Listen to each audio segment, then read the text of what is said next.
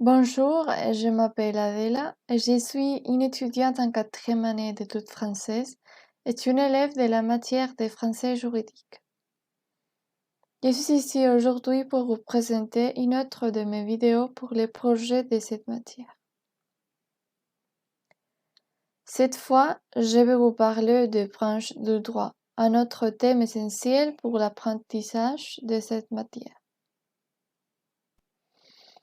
Pour comprendre ces sujets, nous devons bien savoir que le droit est un ensemble de règles juridiques émises par l'autorité publique qui définissent un cadre aux activités humaines et qui les divisent en deux grandes familles, les droits publics et les droits privés. La différence entre le droit public et le droit privé, c'est que le droit public règle l'organisation de l'État ainsi que le rapport entre l'État et les particuliers, et que le droit privé règle le rapport entre les particuliers, les personnes physiques ou morales, comme par exemple les sociétés ou les associations.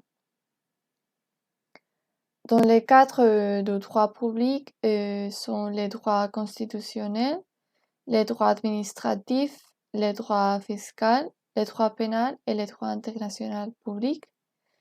Et dans les cadres de droit privé, les droits civils, les droits commerciaux ou mercantiles, les droits du travail, les droits ruraux et les droits internationaux privés. Mais toute cette théorie est très abstracte jusqu'à ce que vous ne la pratiquez pas. C'est alors que nous faisons en classe l'exercice suivant afin de mieux la comprendre.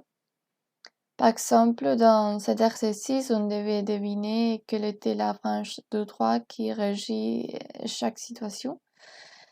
Et par exemple, le numéro 6, qui s'agit d'un licenciement, il appartient au droit du travail.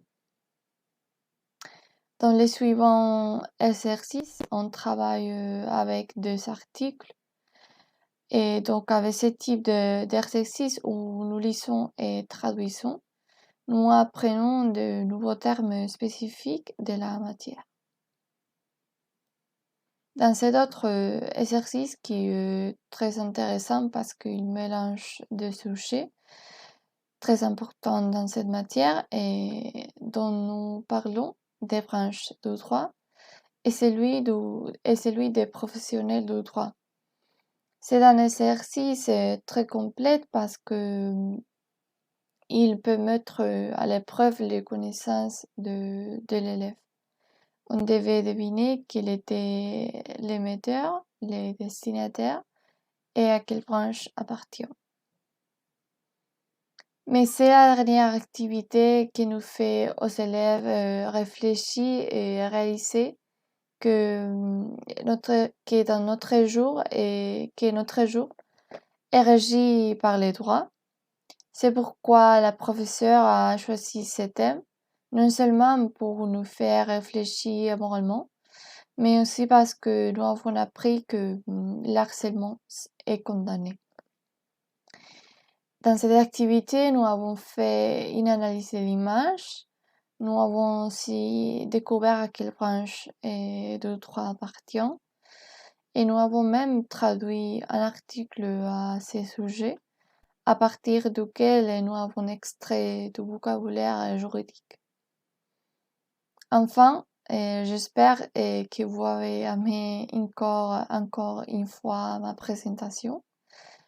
Rien d'autre, merci pour votre attention. Au revoir.